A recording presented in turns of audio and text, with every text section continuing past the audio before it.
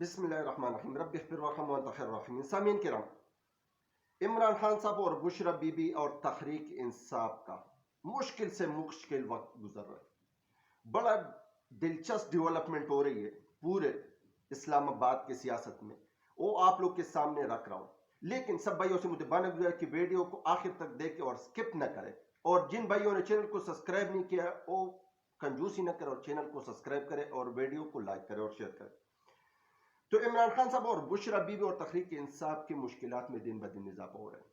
تو کئی تحریک انصاف اپنے بقا کی جنگ لڑ رہے ہیں، تو کئی بلہ نہیں تو بلہ باز بھی نہیں، تو کئی تحریک انصاف کے تجوید کنندہ اور تائید کنندہ انڈر گراؤنڈ ہے تو یا غیب ہے، تو کئی عمران خان صاحب پہ فرد جرم ہوتی ہے تو بشرا بی بی پہ گرفتاری لگ جاتی ہے، تو کئی تحریک انصاف سپریم کورٹ کے سیڑھیوں میں لیونگ پلینگ فیلڈ کے لیے ان کا دروازہ کٹکھٹا رہے، تو کہیں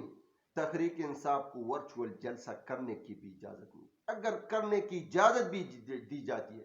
تو انٹرنیٹ بند کیا جاتا ہے، اور پورے اقوام عالم میں یہ بات پھیل جاتی ہے کہ ایک سیاسی جماعت کا ورچوئل جلسہ تھا اور اس میں پاکستان حکومت نے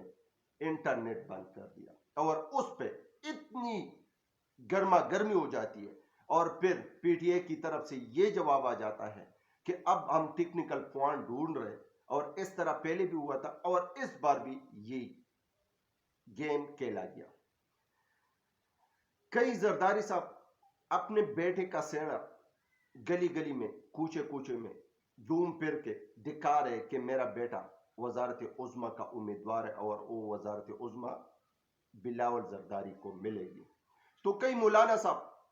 پاکستان اور پاکستان کی بقا کی جنگ افغانستان کا دورہ کر کے لڑ رہے ہیں۔ میں ایک بات بتا دوں، اگر بات زرداری صاحب کے بعد، بلاول صاحب کے بعد، شریف خاندان کے بعد اگر مولانا صاحب اب ملک کے حالات سنبھال رہے یا ملک کے حالات کو کنٹرول کرنے کی کوشش کر رہے تو یہ ان کی قد اور ان کی سوچ سے بڑی بات ہے، کیونکہ سب سے پہلے تو پاٹا کے مرج میں وہ سب سے پہلے نہ کی دنوں میں ان کا شمار ہوتا تھا، جبکہ دہشت گردی کے معاملے میں اس نے کئی دفعہ افغانستان کے اوپر بھی الزامات لگے، لیکن اب جولی لے جا کر افغانستان میں مولانا فضل الرحمان صاحب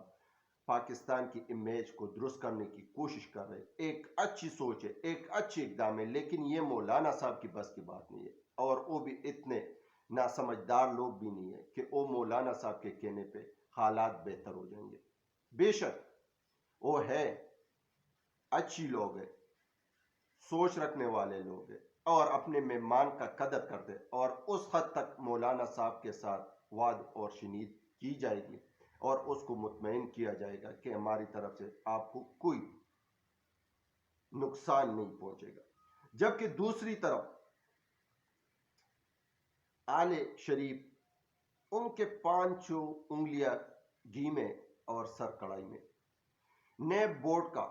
اجلاس ہوتا ہے اور آل شریف کے 6 کیسز معاف کیے جاتے ہیں۔ سلمان شہباز اسحاق ڈار صاحب آ کے نیب کے ہاتھ میں ہاتھ دے دیتے اور پھر ان کے بعد ان کی کیسز ختم کی جاتی۔ نواز شریف صاحب کے معاملے میں نیب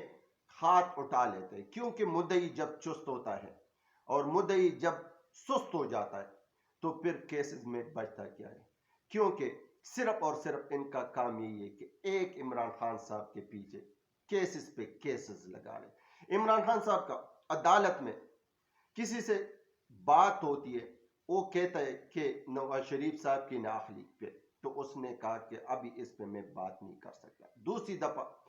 توشہ خانہ کیس کے حوالے سے اس سے پوچھا گیا تو اس نے کہا اس کیس سے آپ لوگ یہ اندازہ لگا لیں کہ میرے خانسامہ کو میرے خلاف ماں گواہ بنا دیا گیا، جبکہ دوسری طرف آفتاب سلطان صاحب، اگر آپ لوگ کو یاد ہے تو نواز شریف صاحب نے اس کو نیب کا چیئرمین لگایا تھا، لیکن بعد میں اس نے استعفیٰ اس بیاب پہ دیا کہ میں کسی کے کہنے پہ یا کسی کے دباؤ میں آ کر نہ کسی کے اوپر کیسز بنا سکتا ہوں اور نہ ختم کر سکتا ہوں۔ جبکہ اب نواز شریف صاحب کو ہوتے ہوئے 3 مہینے بمشکل ہوئے۔ اس کی سماعت سپریم کورٹ میں 3-4 سماعت ہوئی، ہائی کورٹ میں 6-7 سماعت ہوئی، احتساب عدالت میں 1 آدھا سماعت ہوئی، اور ان کو کتنا ریلیف ملا اس بات سے آپ لوگ اندازہ لگائے، کیونکہ وہ لانڈری سے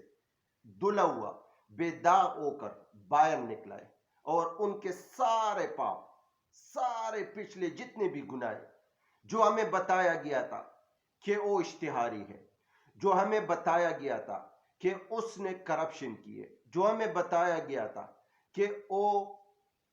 پاناما میں اس کا کیس ہے، جو ہمیں بتایا گیا تھا کہ لیون پلینگ فیلڈ میں ایون فیلڈ کا کیس ہے، جو ہمیں بتایا گیا تھا کہ اتنے پاؤنڈ اتنے ارب کے اس پہ کیسز ہیں، لیکن وہ سب کیسوں سے بری ہو کے اب دودھ کا دھلا ہوا سامنے آ گیا، اور 4 دفعہ اور چوتھی دفعہ وزارت عظمیٰ کے امیدوار کے لیے اپنے آپ کو پیش کر دیا گیا۔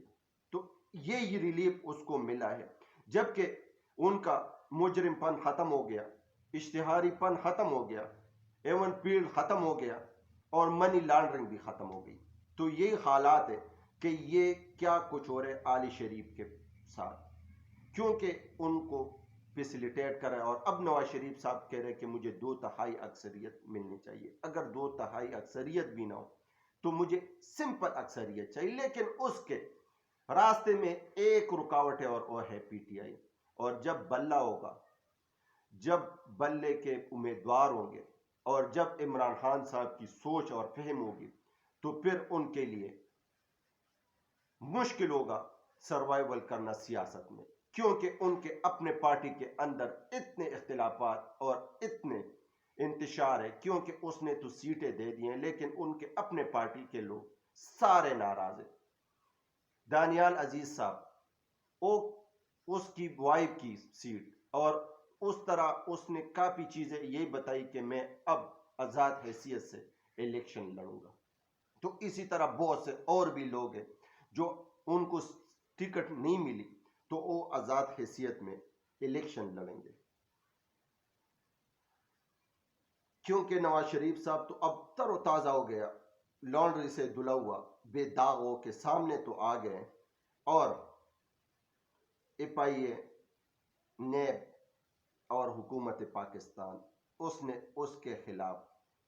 فادر کاؤنٹر کے لیے نہ تو سپریم کورٹ کے ساتھ رجوع کیا، نہ کسی اور جگہ کے ساتھ، اور صرف یہ کہا کہ یہ جو کیسز تھے یہ سارے بدنیتی پہ اور غلط کیسز تھے، اس لیے ہم اس کیسز کو واپس لے لیتے ہیں۔ اور اسی طرح نواز شریف صاحب کو دن بدن، علی شریف صاحب کو دن بدن مراعات اور فیسیلیٹیٹ کیا جا رہا ہے۔ سامعین کرام، دوسری بات میں ایک آپ لوگ کے ساتھ شیئر کر رہا ہوں، وہ یہ کہ پشاور سے ایمل ولی خان اسفندیار صاحب کا بیٹا، اس نے chief justice Peshawar high court کو کلی دھمکی دی تھی، اور اس نے اس کو کہا تھا کہ آپ کے پیروٹزم اگر من پسند فیصلے دینے، یعنی آپ پی ٹی آئی کو جو مراعات یا ان کو فیصلے دے رہے ہو اور ان کو انصاف دے رہے ہو، اگر یہ آپ نے بند نہیں کیا تو آپ کا پشاور عدالت میں بیٹھنا محال کر دیا جائے گا، آپ کا پشاور عدالت میں بیٹھنا بہت مشکل ہو جائے گا، کیونکہ کل آپ نے ریٹائر بھی ہونا ہے، اور آپ نے اس کے پی کے میں رہنا اور پشاور میں رہنا۔ اس پہ ایک وکیل نے عدالت میں توہین عدالت نوٹس اور درخواست دائر کی، اور اب ایمل ولی کا وکیل اور ایمل ولی خان خود چاہ رہے کہ یہ case chief justice Peshawar high court نہ سنے، لیکن پشاور ہائی کورٹ نے اس کیس کو اپنے پینل میں لگا دیا، اور وہ کیس سنے گا، اور اس کیس سننے کے بعد پھر توہین عدالت ایمل ولی پہ عائد کی جائے گی۔ اب دیکھنا یہ ہے کہ آگے کیا ہونا ہے، لیکن یہ یہاں تک تازہ ترین بلیٹن تھی جو آپ لوگ کے ساتھ شیئر کیا ہے۔ پاکستان زندہ باد، پاکستان پائندہ باد۔